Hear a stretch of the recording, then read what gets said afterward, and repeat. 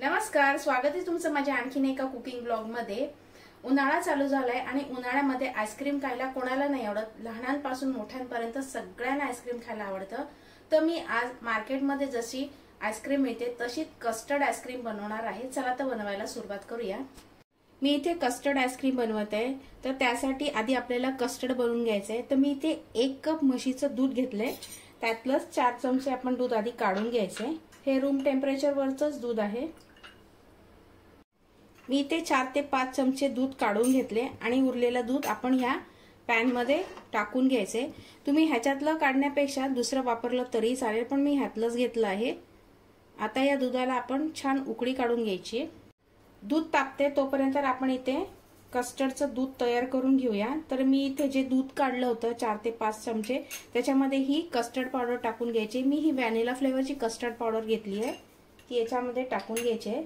हे दूध room temperature वरचंच आहे, गरम दूध नाहीये। जर गरम दूध मध्ये कस्टर्ड पावडर टाकली तर त्याच्या गुठळ्या होतील, म्हणून हे रूम टेम्परेचर वरचंच दूध घेतलं आहे। आता हे मिक्स करायचंय, याच्यात गुठळ्या अजिबात झाल्या नाही पाहिजे। कस्टर्ड दुधामध्ये छान मिक्स करून घेतलेत, अजिबात गुठळ्या नाहीये। आता दूध उकळेपर्यंत आपण वाट बघायची। दुधाला उकळी आली आहे। आता हे जे कस्टर्डचं दूध केलं होतं ते आपण याच्यामध्ये टाकून घ्यायचं आहे। गॅसची फ्लेम लो आहे। आता थोडं थोडं करून आपण हे याच्यात टाकून घ्यायचे, मिक्स करायचे आणि सारखं ढवळत राहायचंय, नाहीतर हे याच्या गुठळ्या तयार होतील। अगदी 2 मिनिटातच दूध छान घट्टसर झालं आहे। आता आपण याच्यामध्ये साखर टाकून घेऊया। मी इथे 4 चमचे साखर घेतली आहे। गोड तुम्ही तुमच्या आवडीनुसार कमी जास्त करू शकता। साखर टाकल्यानंतर दूध थोडंसं पातळ होईल, त्यानंतर आपण 1 मिनिट आणखीन शिजवून घ्यायचंय। साखर टाकल्यानंतर 1 मिनिट आणखीन मी हे शिजवून घेतलंय। तुम्ही बघू शकता हे घट्ट पण झालंय। कॉर्नफ्लॉवर आहे त्यामुळे लगेचच घट्ट व्हायला लागतं। हे मिश्रण आपल्याला इतपतच घट्ट करायचं आहे, कारण का थंड झाल्यानंतर हे आणखीन घट्ट होईल। ओळखायचं कसं, तर चमच्याच्या मागच्या बाजूला हे घ्यायचंय मिश्रण आणि अशी लाईन मारून बघायची, म्हणजे आपली लाईन मिटली जात नाही, याचा अर्थ आपलं कस्टर्ड तयार आहे। आता मी गॅस बंद करते आणि हे पूर्ण थंड करून घ्यायचंय आपल्याला। आता हे जे कस्टर्ड केलंय ते मी आता एका बाउल मध्ये काढून घेते आणि हे आपल्याला फ्रीजर मध्ये ठेवायचंय।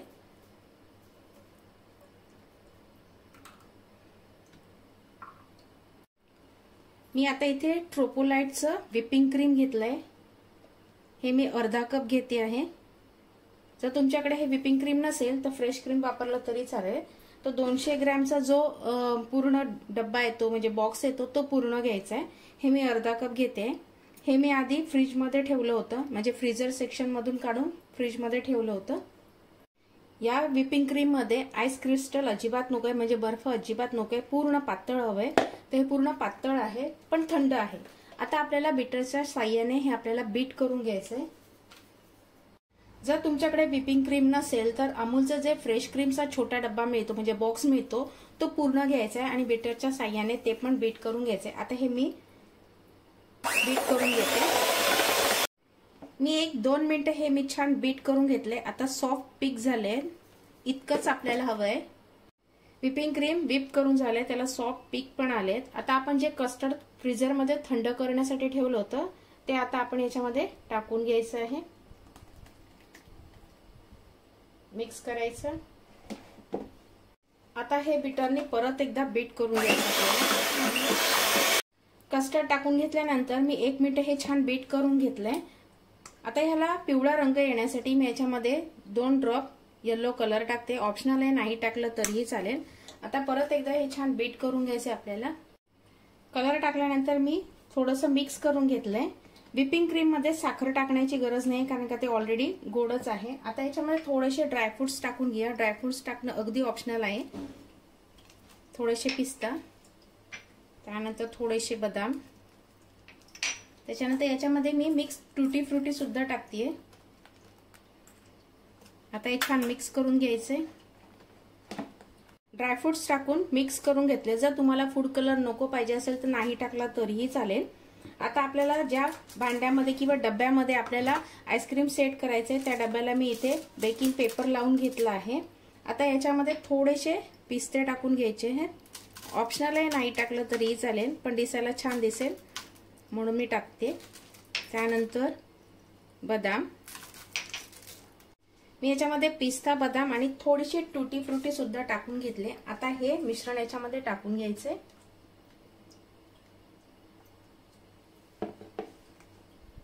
जेवढं बसलं तेवढं हे मिश्रण टाकून घेतले, बाकीचं मी दुसऱ्या भांड्यात सेट करेन। आता ह्याच्यावरती आपल्याला हे फॉइल पेपर असं लावून घ्यायचं आहे, जेणेकरून याच्यामध्ये आईस क्रिस्टल जमा होणार नाही। याच्यावर ॲल्युमिनियम फॉइल पेपर लावून घेतलाय। आता झाकण बंद करायचे आणि 10 ते 12 तासासाठी किंवा रात्रभर सेट करण्यासाठी ठेवून द्यायचे। मी राहिलेलं मिश्रण या छोट्या बाउलमध्ये काढून घेतले। याच्यावरती आता मी वरतून पिस्ता टाकते, बदाम आणि थोडीशी टूटी फ्रुटी, आणि हे पण आपण 10 ते 12 तासासाठी किंवा रात्रभर सेट करण्यासाठी ठेवून देऊया। आईस्क्रीम मी रात्रभर सेट करण्यासाठी ठेवलं होतं। आता आपण उघडून बघूया। हे मी छोट्या बाउलमध्ये काढलं होतं, ते खूप सुरेख दिसते। आता आपण काढून घेऊया थोडंसं।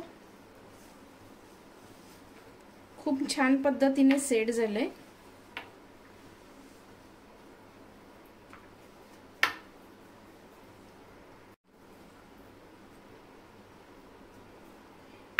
आणखीन एक स्कूप काढून दाखवते।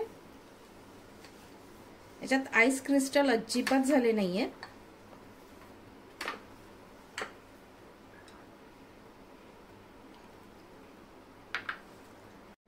हे डब्यामध्ये सेट केलं होतं ते पण आपण काढून घेऊया।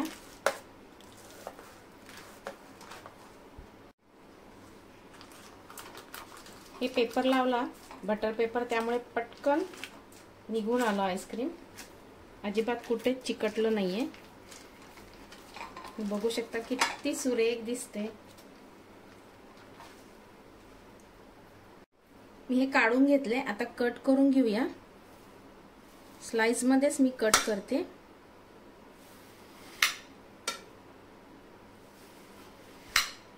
किती सुरेख दिसतंय ना, एकदम भारी दिसते। मला तर हवत नाहीये, मला तर असं वाटतं का आत्ताच खावं की काय। तर हे कस्टर्ड आईस्क्रीम तुम्ही घरी नक्की ट्राय करा आणि कसं झालं मला कमेंट बॉक्स मध्ये नक्की सांगा। कस्टर्ड आईस्क्रीम बनवून तयार आहे, खूप सुरेख दिसते। मी आता खाऊन सुद्धा बघते, कारण का मला अजिबात राहत नाहीये।